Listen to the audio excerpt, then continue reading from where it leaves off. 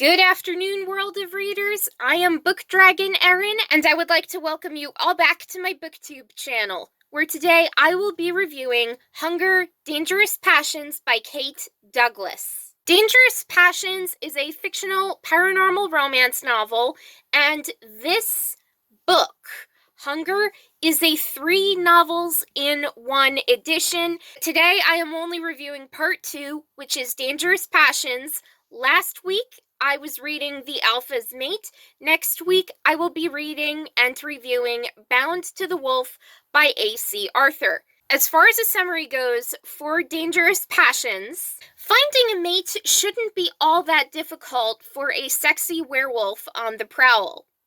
Modern women want romance and seduction, and Feral Passions Resort has served that purpose for providing both for the men of the Trinity Alps pack. Only 2 are left unmated: Alpha leader Tracker Jakes and Lieutenant Evan Dark. But danger stalks the women that they have chosen. Danger that threatens everyone in Feral Passions. Before I get into my genuine thoughts and opinions on this book, I would just like to discuss some of the characters and their descriptions, starting with Darnell Nellie Dea.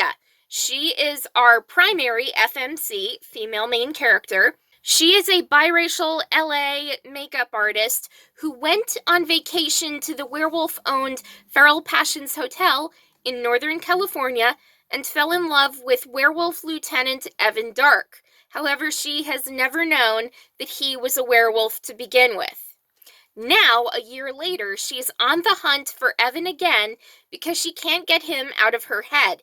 They are drawn to each other so much, and Nellie doesn't know why. However, Evan has an idea.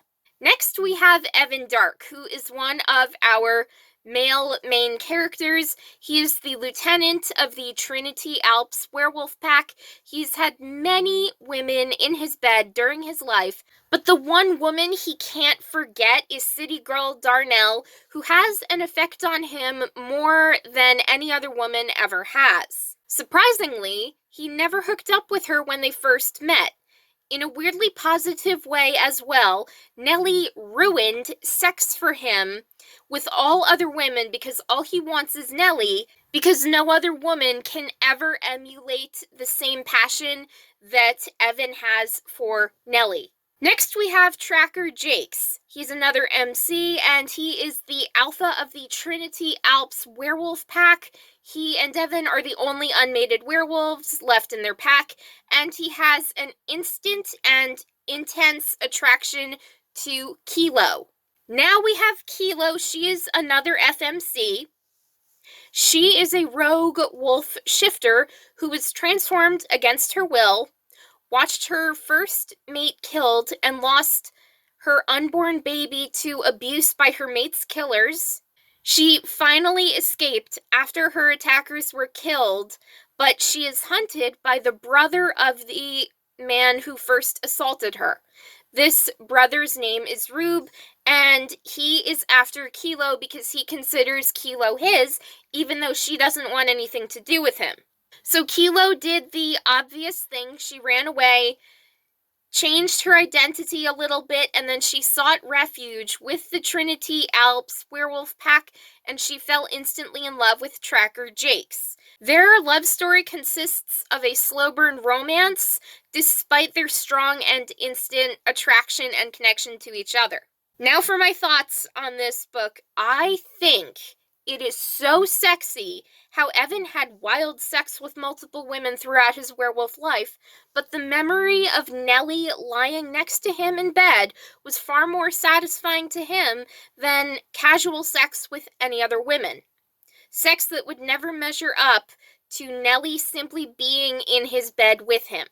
Personally, I would not mind having a man like Evan.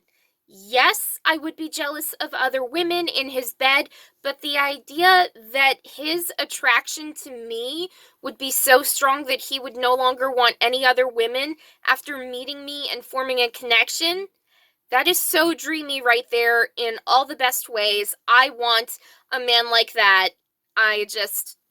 It's so yummy to me in a literary, weird, romantic sense that I don't even understand completely myself. All I know is I want a man like Evan. A confession, it actually took me a while to read Dangerous Passions, but I am glad that I did because I got to read about a light plot heavy on the paranormal fantasy development between werewolf shifters falling in love. I usually get that in full-on fantasy, the slow development within world building, but this book felt slightly different, and as a reader, I so appreciate that. Plus, the steamy scenes between the couples are so hot and undoubtedly something to fawn over. I want a werewolf boyfriend at this point. Where can I find a feral passions resort of my very own? I knew that at some point, Nellie would find out that Evan and Tracker and the others were werewolves, but I never expected it to turn out the way it did. My first thought was an unwanted theory where Rube attacked the werewolves of the Feral Passions Resort and bit Nellie, turning her into a werewolf. That didn't happen, and I thank the literary gods that it didn't. However, Rube and the shifters of his pack attacked Feral Passions, as I knew they would. They didn't bite anyone, but after Rube was taken out, those of his pack apologized to Kilo for going after her. They were unwilling to force her to return with them, but they were all scared to go up against Rube as he had been dangerous and unpredictable. In the attack, Nellie was a witness to the transformation, and she took it rather well. The news of her lover, Evan, and all his friends being werewolves. My favorite part in this entire book, besides all the steamy scenes, of course, was when Nellie proved that she wasn't a weak-bodied human. When Rube and his followers attacked, she found a gun and she used it on the threatening wolves, thus proving that she has been far tougher than she has ever let on, and I loved that.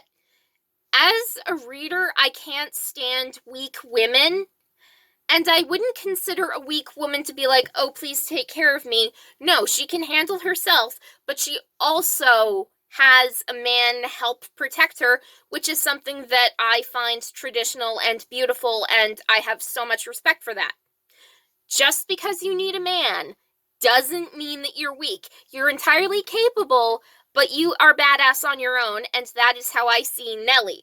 Because she can handle herself on her own, but she also respects Evan wanting to protect her when the situation arises. I think the scene that takes the cake as my favorite in this entire novel was actually the lead up to sex between Tracker and Kilo. Kilo was traumatized repeatedly and never experienced an orgasm with any of her sexual partners.